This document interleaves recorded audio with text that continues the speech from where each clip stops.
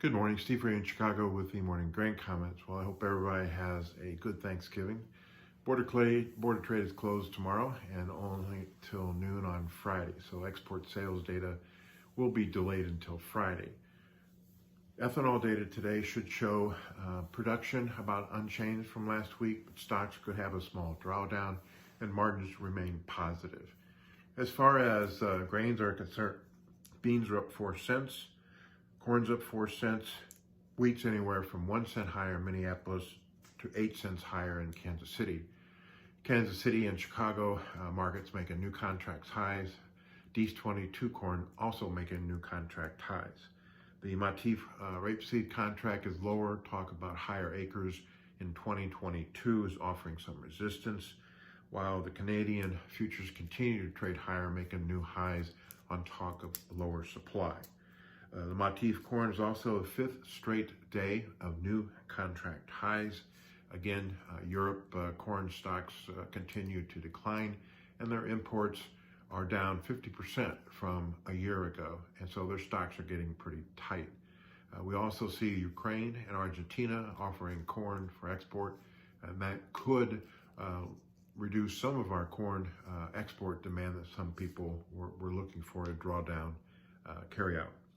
And the Matif wheat is also making new highs. Australian wheat making new highs, and wheat continues to trade the wet conditions in the eastern part of Australia, slowing harvest and reducing quality. It leaves Argentina as probably one of the only markets that could offer wheat out of the southern hemisphere of good, high quality.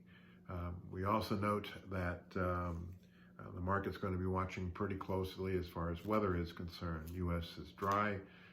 Europe is seeing some showers. Russia got some snow.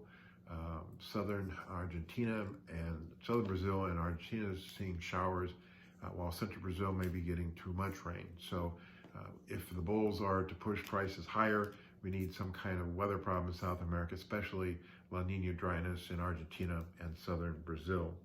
There's an old saying at the Board of Trade that the bulls eat turkey on Thanksgiving and the bears eat on Christmas.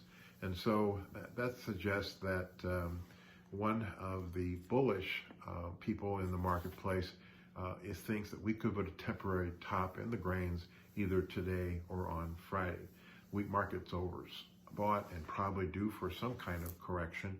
The corn market is the biggest market that we have as far as volume and open interest, and I think that we're approaching levels that might reflect everything that we know about world corn supply and demand, and that we might need a little bit of a setback in a quieter market. The bean market is overpriced. We've got big potential Brazil crop, and La Nina is not really kicking in to lower that supply, and that China's a slow buyer of both Brazil and U.S. soybeans. Brazil meal is a $50 discount to U.S. meal, which could cut into our meal demand, and you're seeing some weakness in the meal from the recent rally.